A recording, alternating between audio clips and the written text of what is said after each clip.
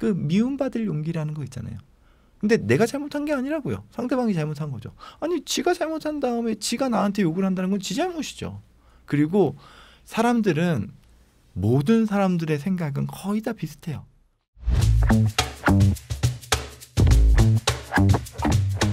안녕하세요. 윌라 구독자 여러분. 정신과 의사 이광민입니다. 제가 이번에 윌라에서 저의 책인 할 일은 많지만 아직도 누워있는 당신에게를 오디오북으로 윌라에서 제작하게 되었습니다. 심지어 이거 제가 녹음할 예정이에요. 그래서 여러분들 기대 부탁드리겠습니다. 오늘 그리고 제가 여기서 하고자 하는 거는 윌라 구독자분들의 고민 상담소 같은 거를 해보려고 하는데요. 사전에 고민을 좀 받아놨어요. 그래서 우리가 무기력할 때 어떻게 해야 되는지, 그리고 인간관계가 힘들 때 어떻게 해야 되는지, 나 스스로 어떻게 하면 좀 지킬 수 있을지, 이런 거에 대한 저 나름대로의 조언, 그리고 여러분들의 고민에 대한 솔루션을 우리 같이 좀 찾아보는 식으로 들어주시면 좋을 것 같습니다. 첫 번째입니다. 저는 사회초년생입니다.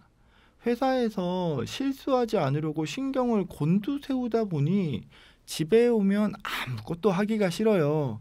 빨래하기, 설거지하기는 물론 씻는 것도 너무 귀찮습니다. 무기력해 보이는 제가 너무 싫습니다. 저 어떻게 해야 될까요? 전데요? 저도 그렇습니다. 제가 집에 들어가잖아요. 그럼 제 아내가 아니 일단 손은 좀 씻고 옷은 좀 갈아입고 뭘 해라. 그리고 항상 그 옷을 갈아입고 나면은 그 옷이 이 허물 벗어 있어요. 치우는 사람 따로 있냐고 맨날 혼나거든요. 예. 우리는 기본적으로 게으름이 디폴트 값인 것 같아요. 예. 누구나 다 그럴 거예요.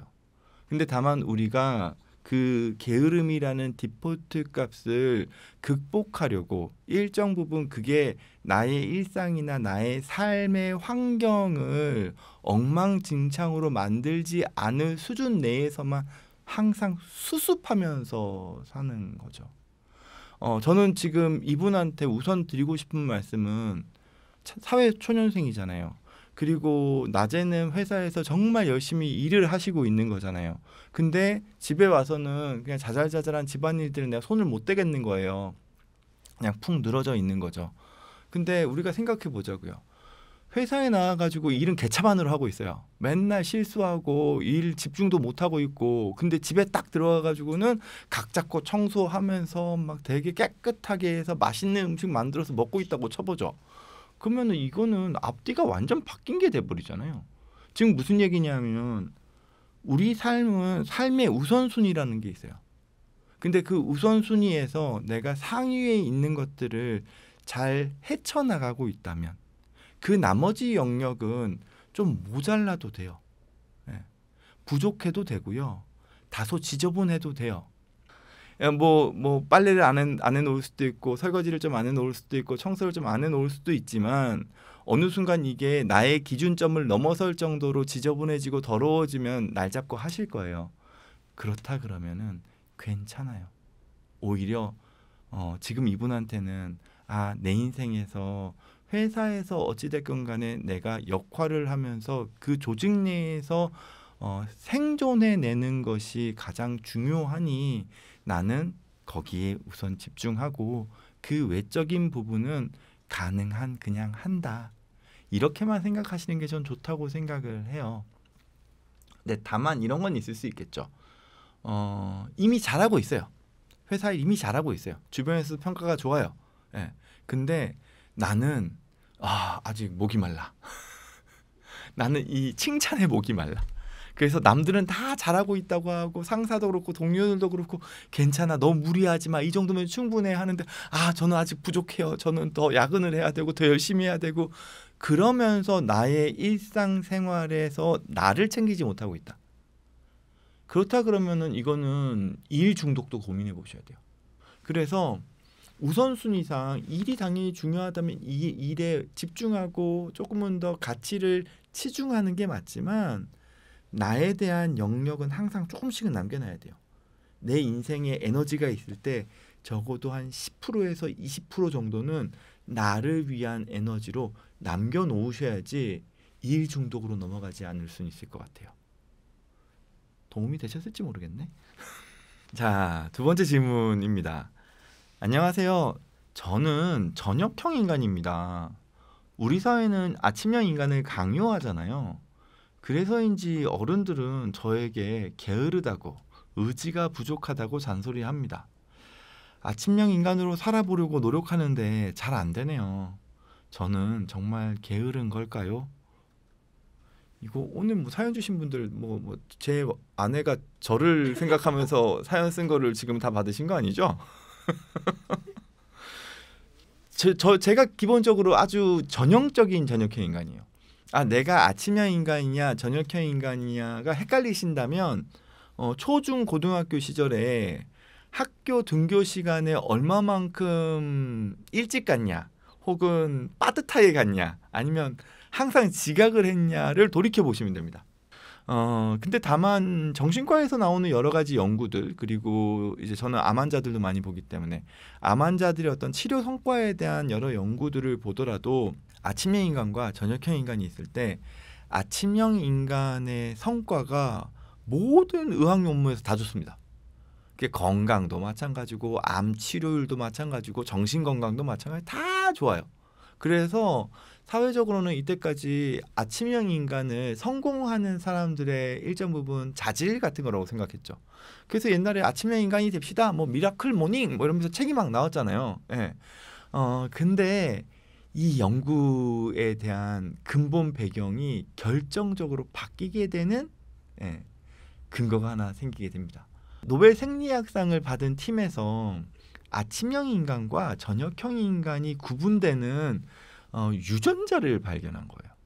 지금 무슨 얘기냐면 우리는 게을러서 저녁형 인간이 되고 부지런해서 아침형 인간이 되는 게 아니라 그냥 타고나기를 아침형 인간으로 타고났고 타고나기를 저녁형 인간으로 타고난 거예요.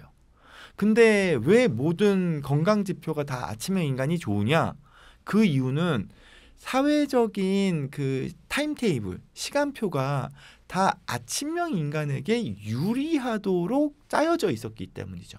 다 아침 일찍 일어나서 아침 일찍 등교하고 아침 일찍 직장 가고 그리고 어느 정도 시점 지나고 나면 다 집으로 가서는 밤에는 쉬거나 자는 상황으로 그 타임테이블로 이 사회가 굴러갔기 때문에 아침형 인간은 본인이 타고난 시간대에 맞춰서 살지 못하고 자신에게 맞지 않는 아침형 인간을 어느 정도 강요받으면서 살았던 거예요. 즉 나의 타고난 그 크로노타입이라고 얘기하거든요. 일주기 리듬대로 살지 못한 거죠. 그래서 그 다음엔 어떤 연구가 나왔냐면요. 저녁형 인간인데 아침형 인간으로 억지로 살게 한 사람이 과연 여러 가지 건강 지표가 좋을 것이냐라고 할 때 안 좋게 나온 거예요. 과거 같으면 저녁형 인간의 유전자를 가지고 있더라도 아침형 인간대로 살면 아침형 인간이 무조건 좋은 거니까 건강하게 나와야죠.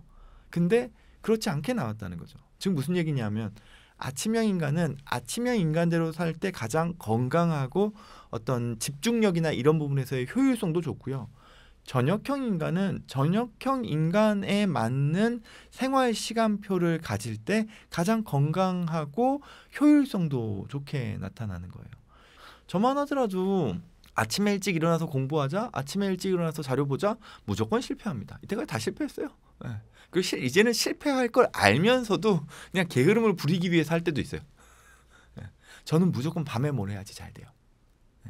그래서 지금 질문 주신 분도 그냥 저녁형 인간이잖아요. 그럼 나는 저녁형 인간으로서 내가 가장 효율적인 시간대, 효율적으로 일할 수 있는 시간대를 잡아놓고 그 시간대에 내가 부지런히 일하면 아침형 인간보다 뭐 게으르다고 이야기 들을 이유가 한 개도 없어요. 성취도가 떨어질 이유도 없고요. 그래서 이분에게는 별 문제 아니다. 게으르신 거 아니다. 그냥 그렇게 타고나신 거고 오히려 아침형 인간 보고 저녁형 인간 형태로 살라 그러면 그 사람도 게을러진다. 그래서 우리에게 타고난 시간대를 좀 잘 찾아서 갔으면 좋겠고 사회에서도 약간 그런 부분들을 좀 배려해 주는 것도 중요할 거라는 생각을 합니다. 네, 자, 세 번째 이제 질문입니다. 최근 어머니께서 이사 가신 새로운 동네에서 이웃을 사귀셨대요. 처음에는 잘 맞는 것 같아서 좋았는데 시간이 지나니 점차 이 사람 저 사람 욕을 하기 시작했대요. 문제는 어머니가 그 뒷담화에 동조하지 않으면 어머니를 이상한 사람으로 몰고 간다는 거예요. 어떻게 하면 어머니가 현명하게 대처할 수 있을까요? 네. 과거 같으면 되게 힘든 상황이에요. 만약에 우리가 한 10년, 20년 전만 하더라도 동네에서 그 어떤 사람들과 불편한 관계가 되면 우리가 일상생활 하는데 지장이 많았어요. 신경이 계속 쓰이고 혹여나 이런 게 우리 가족한테 피해가 가지는 않을까? 혹은 이 사람과의 관계가 안 좋은 게 다른 사람으로의 관계의 안 좋음까지 확장되지 않을까에 대한 염려가 당연히 있었어요. 네. 왜냐? 사람과 사람 간의 그 거리가 과거에는 가까웠으니까요. 이 우리나라 사람들의 특징이 특히나 그랬거든요. 옆집 애가 뭐 학교 어디 다니는지, 옆집 애들이 뭐 때문에 싸우는지, 옆집의 장래 희망이 뭔지, 그 집의 숟가락 개수, 젓가락 개수까지 알던 사회가 우리나라 사회잖아요. 네. 그만큼 이웃 간의 관계 거리가 가까웠어요. 네. 그러다 보니 이제 그 사람과 뭔가 이렇게 불편한 사이가 돼버리면 주변에 있는 사람들이 다 불편해지는 상황이 되니까 참고 견뎠거든요. 예. 근데 우리 사회에 이웃과 이웃 간의 거리가 예전보다 좀 멀어졌어요. 그리고 이거를 더 가속화시킨 상황이 뭐였냐면은 코로나였죠. 코로나가 되면서 우리는 사람과 사람과의 거리가 더 멀어져 버렸어요. 그리고 사람들이 뭘 깨달았냐면요. 아, 우리가 사람과 사람 간의 거리가 멀어도 오히려 편한데? 이게 우리로 하여금 사람에 대한 집착을 살짝 줄여줬어요. 그리고 사람에 대한 욕심도 다소 줄어들었고요. 그러면 지금 어머니 같은 경우에는 어머니가 잘못한 게 아니시잖아요. 지금 상대방이 그냥 다른 사람들 막 뒷담화하고 있고 그게 어머니가 불편하시잖아요. 그러면 예전 같으면 나 이 사람이 내 옆에 있지 않으면 안 될 것 같아. 그래도 이웃인데 이랬다면 이제는 뭐 이웃이 뭐가 대수라고 그냥 또 다른 사람들하고 잘 지내면 되지. 저는 이 경우에 어머니께서 그냥 사람을 잃는 거에 대한 두려움을 가지지 않으셨으면 좋겠다고 생각을 해요. 그 미움받을 용기라는 거 있잖아요. 근데 내가 잘못한 게 아니라고요. 상대방이 잘못한 거죠. 아니 지가 잘못한 다음에 지가 나한테 욕을 한다는 건 지 잘못이죠. 그리고 사람들은 모든 사람들의 생각은 거의 다 비슷해요. 내가 좀 이상하다고 생각하는 사람이라면 주변에 있는 사람들도 대놓고 말은 안 하지만 이상한 사람이라고 생각해요. 그래서 내가 일정 부분 거리를 두고 있으면 그냥 그래서 그러려니 하고 다 이해해 줘요. 그러다 보니까 어머니가 오히려 이런 분이랑 관계가 깊어지면 깊어질수록 상처받는 건 어머니실 거예요. 그래서 엄마 이 사람한테 그렇게 끌려가지 않았으면 좋겠어. 엄마 주변에 어차피 좋은 사람들 많아. 그리고 우리 가족 행복한 것만으로도 충분한데 괜히 다른 사람들 그것도 그렇게 좋지도 않은 것 같은 사람들 때문에 우리 상처받지 말자라고 어머니의 그 사람에 대한 그 불안 그거를 좀 다독여 주시면 좋겠다는 생각이 드네요. 다음 고민은 자꾸 결정을 미루는 상사 때문에 힘들어요. 마감이 코앞으로 다가와 제 차 여쭤보면 야 너는 왜 그렇게 성격이 급하냐고 혼을 내시더라고요. 예. 근데 결국 어떤 일이든 나 혼자서 마음 졸이다가 마감 직전에야 급하게 처리하느라 항상 지친 상태로 지내요. 상사에게 혼나지 않으면서도 피드백을 좀 빨리 받을 수 있는 방법 있을까요? 인데요. 우리가 바꿀 수 있는 사람이 있고 바꿀 수 없는 사람이 있어요. 내 후배는 내가 바꿀 수 있어요. 내 동료도 때에 따라서는 바꿀 수 있어요. 왜냐하면은 일을 같이 하기 위해서 내가 일정 부분의 팁을 알려준다거나 후배 같은 경우에는 내가 직장 생활에서 선배로서 일정 부분 훈련시켜 나가는 거죠. 근데 상사는 전형적인 바꿀 수 없는 사람이에요.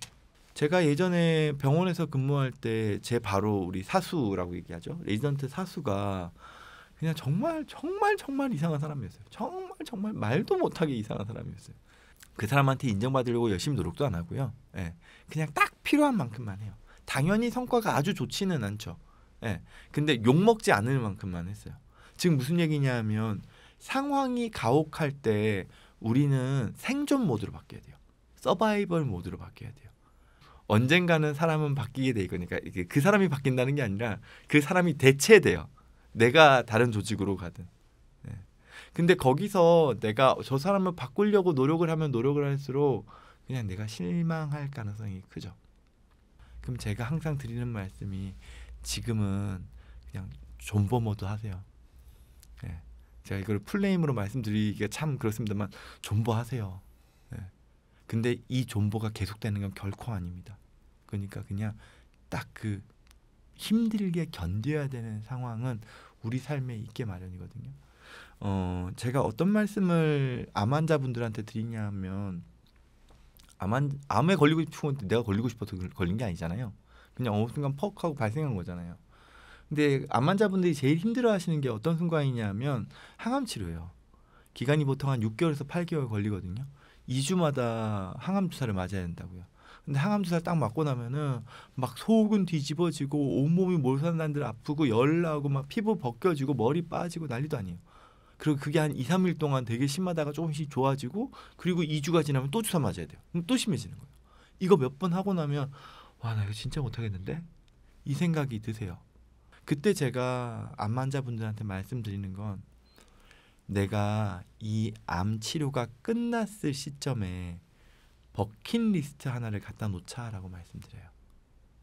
내가 이 힘겨운 시간은 어쩔 수 없이 내가 견뎌내야 해요. 내가 내 삶을 살아가기 위해서. 이거는 그냥 나한테 주어진 그냥 그 상황이에요. 마치 시지프스가 산 위로 돌을 굴려 올려야 하듯이 어쩔 수 없어요. 근데 괴롭죠. 근데 끝은 있어요. 그렇다면 이 뒤에 내 인생에 버킷리스트를 하나 갖다 놓자. 그래서 지금 이분께는 그 상사와 함께하는 기간 동안은 존버하시고 다만 이 상사가 다른 사람으로 바뀌는 순간 그때 나를 위한 큰 선물을 하나 준비해 놓자. 네. 그게 우리로 하여금 좀 견딜 수 있게 도와줘요. 제일 안 좋은 건 몰라, 짜증나, 나 이 직장 못 다니겠어, 사표 쓰잖아요. 네. 그는 직장 상사 때문에 내가 나를 망치는 거예요. 네. 그건 나만 손해예요. 네. 그럼 직장 상사 입장에서 그거에 대해 가지고 오히려 얘가 나와가지고 내가 너무 피해를 받고 아쉽네라고 생각할까요? 아니에요. 그냥 얘가 나약하구나라고만 생각할 거예요. 그럼 나만 바보 되는 거예요. 그래서 절대로 포기하지 마시고 견디시라는 말씀 드리고 싶어요. 자, 마지막 질문입니다. 안녕하세요. 서울 사는 직장인입니다. 과거 직장에서 일과 사람 관계로 매우 스트레스를 받았거든요. 지금은 다른 곳에서 잘 지내고 있음에도 문득 그때의 고통이 떠올라 괴롭습니다. 어떻게 하면 과거의 부정적인 생각에서 벗어날 수 있을까요? 이게 참 어렵죠. 이게 참 어렵습니다. 트라우마거든요. 우리로 하여금 되게 안 좋았던 혹은 상처받았던 혹은 내가 정말 위협적이라고 느꼈던 그 끔찍했던 기억, 그게 지금 내 머리 안에 어느 순간 남아 있는 거죠. 트라우마의 특징은 자꾸 이제 현재에 개입하거든요. 과거의 상황을 마치 현재에서 느끼게끔 만들어요. 난 지금 현재를 살아가고 있는데, 난 지금 현재를 살아가고 있고, 난 지금 안전해요. 날 지금 괴롭히는 사람 없어요. 예. 그 옛날에 나를 힘들게 했던 그 사람도 내 옆에 있는 게 아니라고요. 근데 마치 그때 그 힘들었던 사람이 옆에 있는 게 현실인 것처럼 살아가요. 현실을 살고 있지만 나는 과거를 살고 있는 거예요. 그래서 우선 먼저 알아야 되는 건 내가 과거를 현재에 자꾸 대입하고 있구나를 깨달으셔야 돼요. 즉 과거와 현재를 구분하라는 거죠.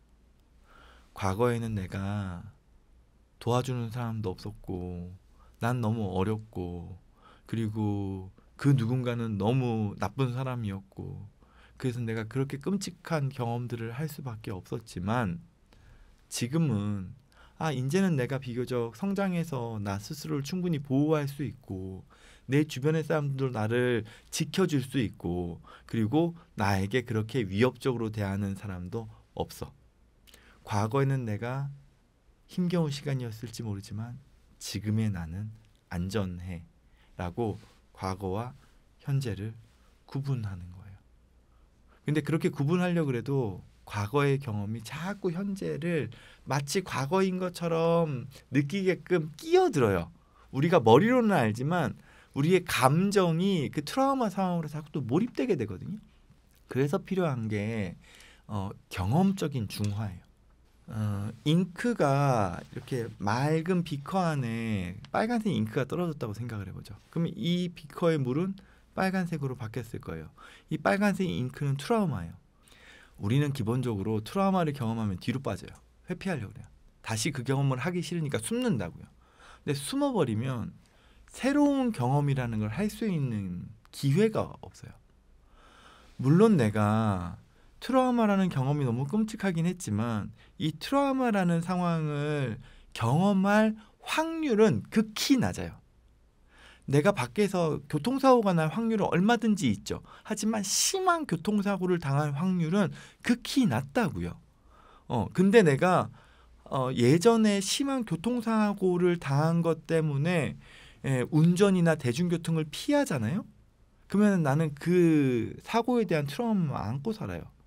근데 오히려 내가 두렵고 겁나고 회피하고 싶지만 내가 대중교통이든 운전이든 이런 것들을 끊임없이 해나갈 때 트라우마가 다시 생기기보다는 오히려 괜찮다라는 중립적인 경험이 이 비커 안에 들어가요.